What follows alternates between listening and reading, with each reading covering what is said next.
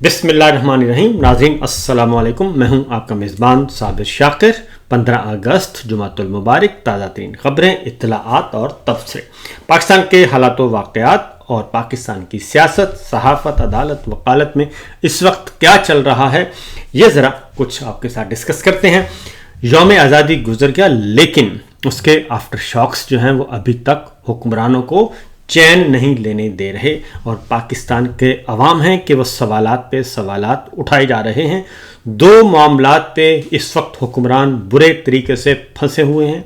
اور یہ جعلی رجیم، ناجائز حکومت جو ہے اس کے پاس کوئی جواب نہیں ہے. پہلا سوال یہ تھا کہ قائد اعظم محمد علی جناح بانی پاکستان رحمۃ اللہ علیہ، ان کی تصویر یوم آزادی کے موقع پر کیوں ہٹائی گئی اور مائنس کیوں کیا جا رہا ہے بانی پاکستان قائد اعظم محمد علی جناح کو. آخر اس ناجائز حکومت اور اس ناجائز رجیم کو اتنی جرت کیسے ہوئی کہ وہ بانی پاکستان کی تصویر کو ہی غائب کرتے اور یوم آزادی اور یوم پاکستان کے موقع پہ ہمارے قومی ہیروز جو ہیں ان کو مائنس کرنا شروع کر دے. یہ پاکستان کے عوام اور خاص اس بات کو ہضم نہیں کر رہے. اس بارے میں کچھ آپ سے ڈسکس کریں گے، کچھ اندر کی خبریں آپ کو بتائیں گے. دوسرا ہے جناب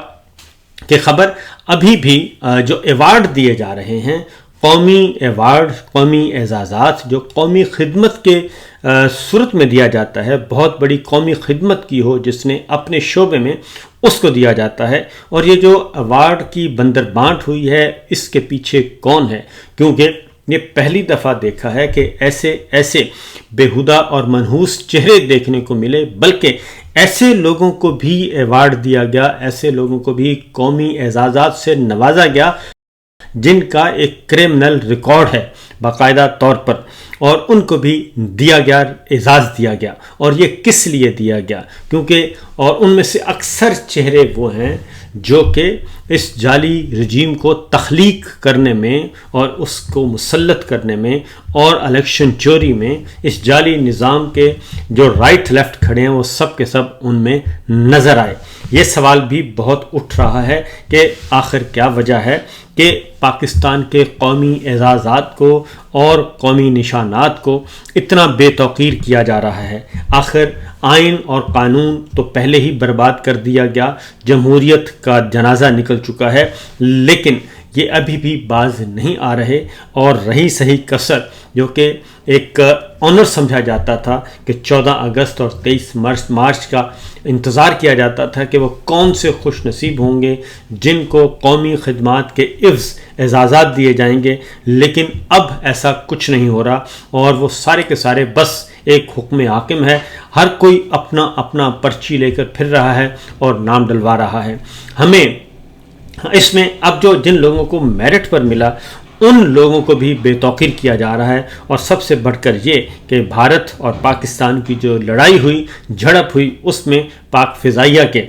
ہمارے افسروں نے بہت شاندار نمایاں خدمات سر انجام دی. ہمارے مسلح افواج کے نیوی کے لوگوں نے اور نیوی کے افسروں نے، اسی طریقے سے بری فوج نے وہ بہت کام کیا، لیکن ان کی وجہ سے، ان کے میرٹ کو بھی ان جو ساتھ کھڑے کر دیے گئے منحوس چہرے، ان کی وجہ سے ان کو بھی پروپیگنڈا کرنے کی کوشش کی جا رہی ہے. پھر دوسری بات یہ کہ یہ سوال اٹھایا جا رہا ہے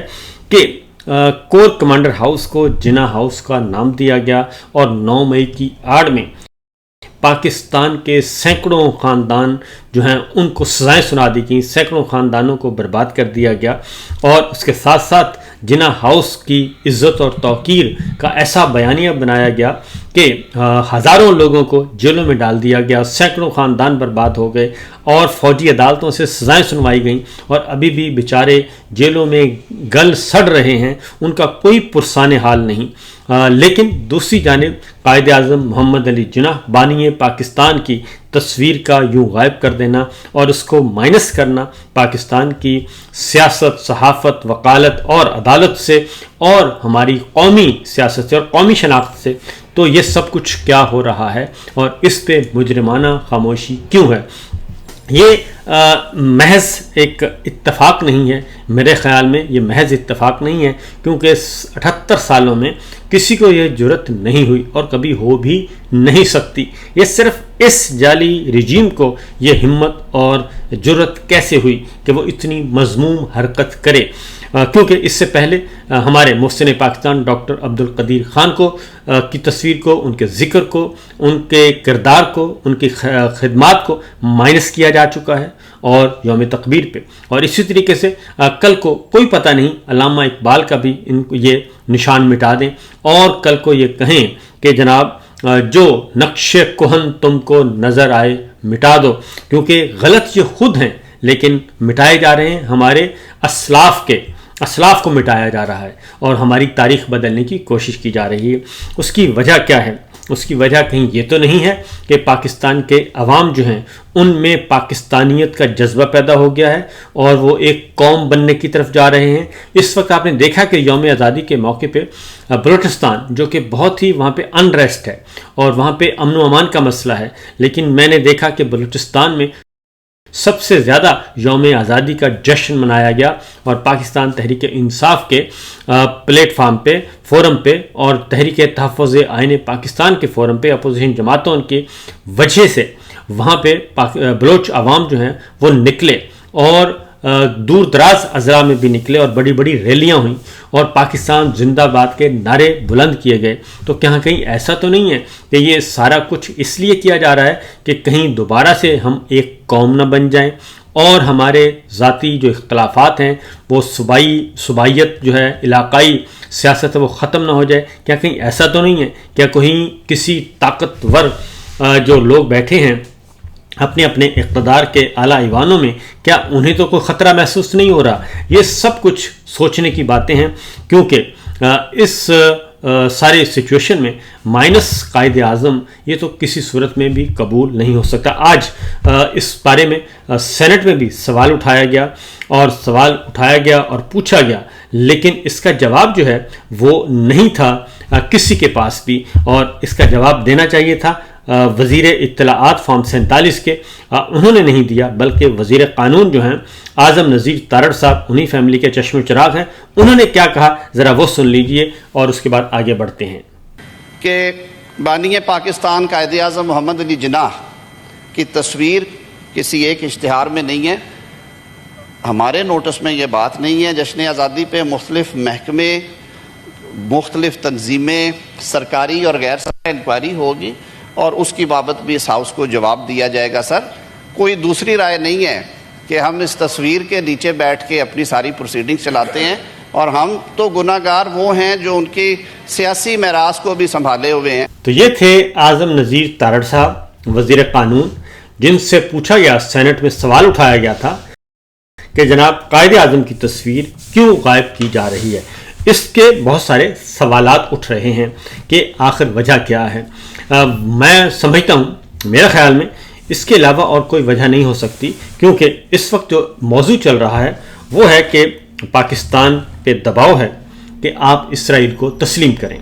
اور کیونکہ پریزیڈنٹ ٹرمپ کے ساتھ فیلڈ مارشل عاصم منیر صاحب کا جو لنچ تھا اس میں جو 3 مطالبات کیے گئے تھے ان میں سے ایک مطالبہ تھا کہ آپ اسرائیل کو تسلیم کریں. پریزیڈنٹ ٹرمپ کھلے عام کہہ بھی چکے ہیں کہ مشرق وسطیٰ کے تمام ممالک کو، مسلم ممالک کو، کہ اب آپ معاہدہ ابراہیمی کا حصہ بن جائیں، یعنی کہ اسرائیل کو تسلیم کریں اور اسرائیل کے ساتھ سفارتی سیاسی تعلق کو قائم کریں. یہ کچھ ملک، صرف چند ملک رہتے ہیں جن میں سعودی عرب اور پاکستان نمایاں ہیں، اور اس لیے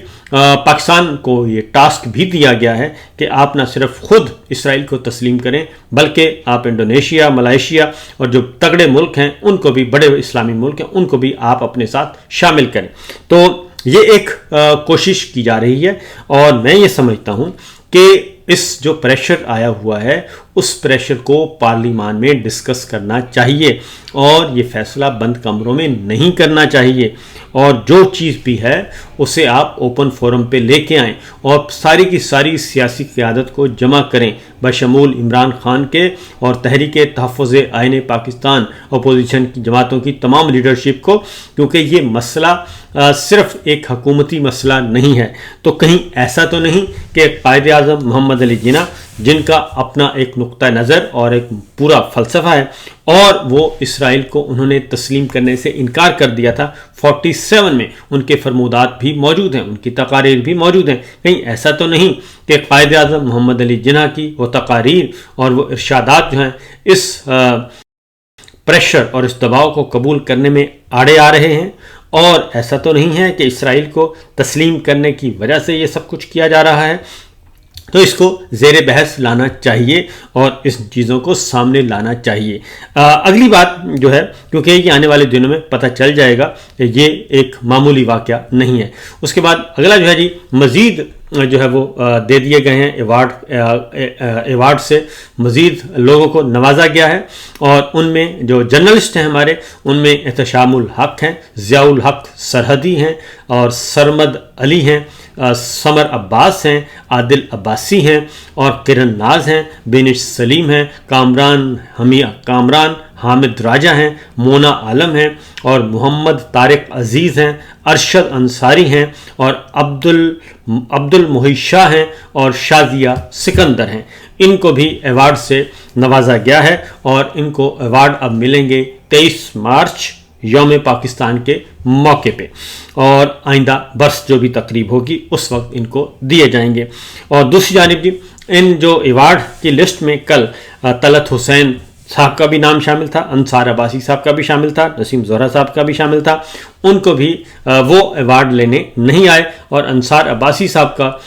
ایک نقطہ نظر آ چکا ہے اور کہ جی انہوں نے کیوں نہیں لیا، لیکن باقی نسیم زہرا صاحبہ اور طلعت حسین صاحب کی طرف سے ابھی تک کوئی بھی چیز نہیں آئی سامنے۔ اسی طریقے سے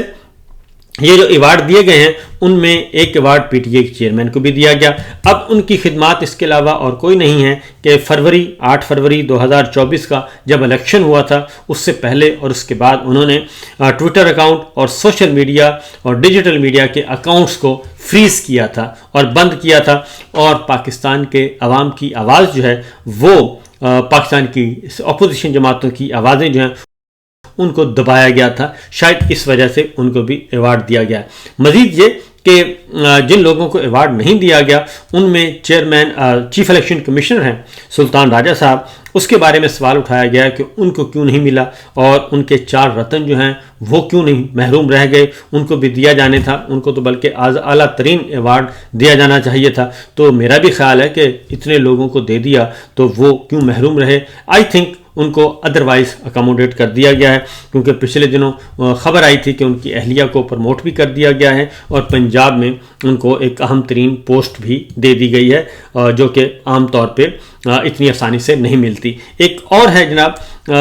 2 تصاویر شائع ہوئی ہیں، ایک ہے عطا تارڑ کی، اور جو آئین پاکستان کو انہوں نے پنجاب اسمبلی میں اٹھایا ہوا ہے، اور ایک وہ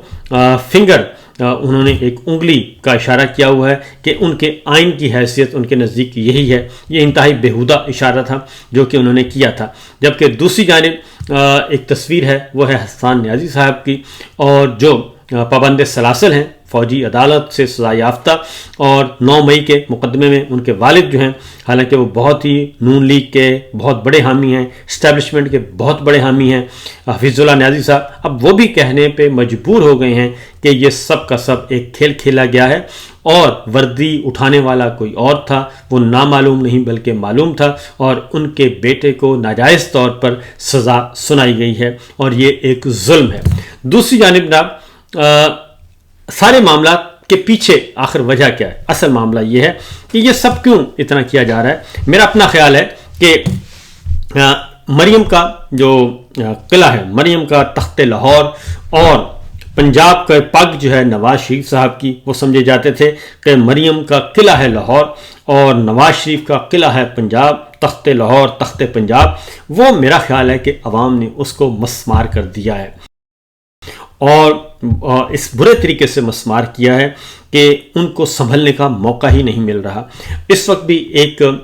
سروے ہے اور اس کے مطابق کہ popularity of political leaders public policy نے یہ سروے کیا ہے